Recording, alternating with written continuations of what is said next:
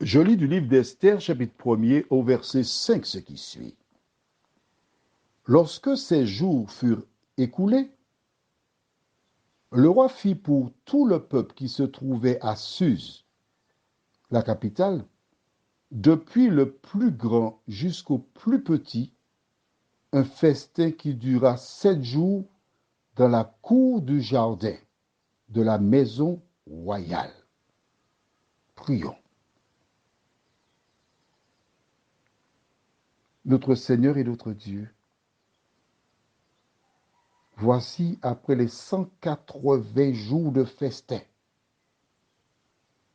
où étaient conviés les princes, les grands, les chefs,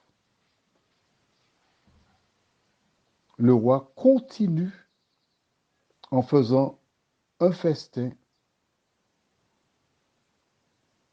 qui dura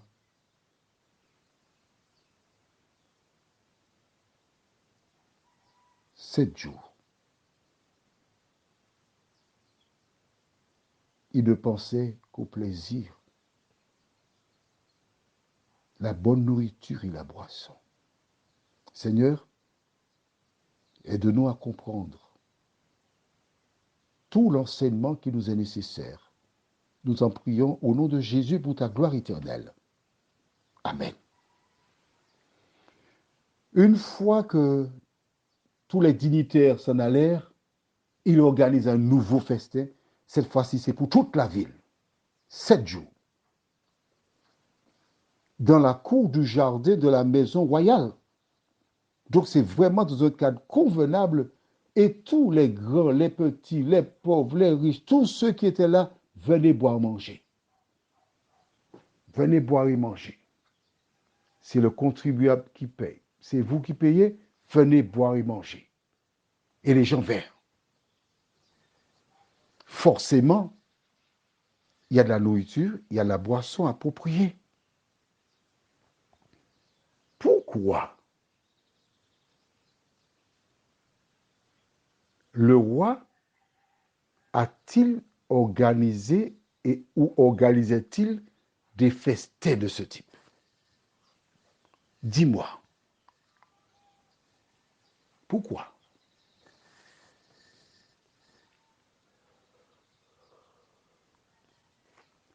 Le tentateur, il faisait quoi? Il maintenait le peuple et ses personnes dans une ambiance continuelle de plaisir. Et c'est ça qu'il te faut retenir. Que ce qu'il recherchait, c'était que les hommes s'amusent, qu'ils jouent, qu'ils dansent, qu'il y ait du plaisir. Et cela représente quoi? Lisons dans 2 Timothée chapitre 3. Et je lis à partir du verset 1er.